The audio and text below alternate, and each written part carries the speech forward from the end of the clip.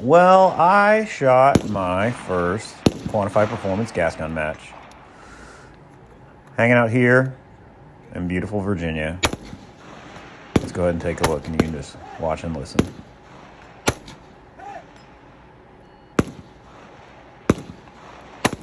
At the end of the day, aren't rifles just big pistols?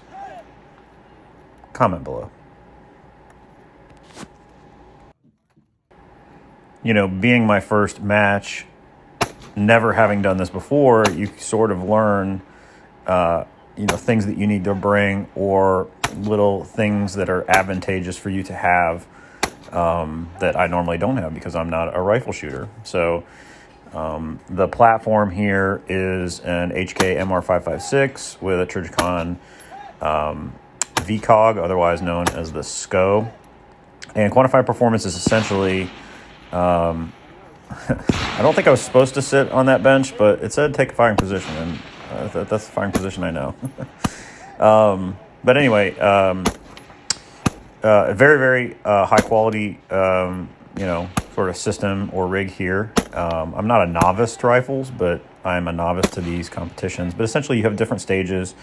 The ranging today, I think the closest was 275 yards. The furthest was about 500 yards. And I was shooting 77 grain. Got a good 0. Didn't really know my velocity, so I couldn't plug it into the Strelic app to see what my holdovers were.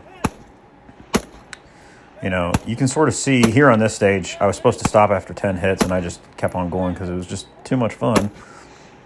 But you can kind of sort of see the distances there. I would say, you know, if this is something that you're interested in and you just have a rifle with a scope, probably you're going to want a bipod.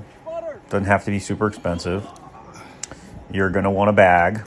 That's my like CMP pistol bag that I just wrap some, what do you call it, duct tape around. You're probably going to want a muzzle brake on the front of your rifle because that comes into play a whole lot. And you're going to want a good 0. And you're going to want a friend with a spotting scope. But other than that, that's really all you need. I think the best thing about these matches is that, you know, man, I'm just wailing away. Just sending hopers left and right. Probably the best thing about this is that, you know, there's not a whole lot of setup, you know, because you're shooting steel all day.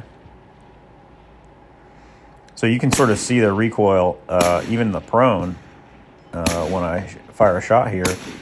With a muzzled gun, doesn't move at all. You know, it really does make a heck of a difference.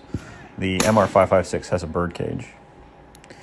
Here's a video of someone who's better than me, and he is using a Mark 12 something or other, but it is friggin' awesome. This is Sergeant Kevin Graham. He's making hits out to 500 yards right there, and his scope is set to 8 power. Does not suck. Here's kind of a cool picture of me one of my Marines got.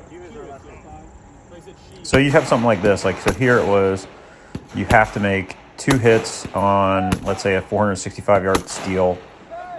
And after, you know, 2 impacts, then you move to this next pole and you do it.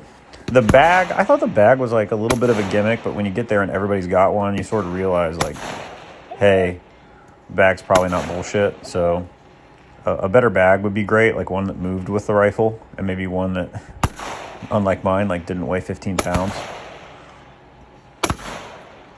You know, the time that you take moving in and out of position really does, you know, add up, as does making good, accurate hits and not having penalties. So if they say shoot 3 on this target, 2 on this target, and then 2 on this target and 3 on this target, make sure that you do it, because I made that mistake.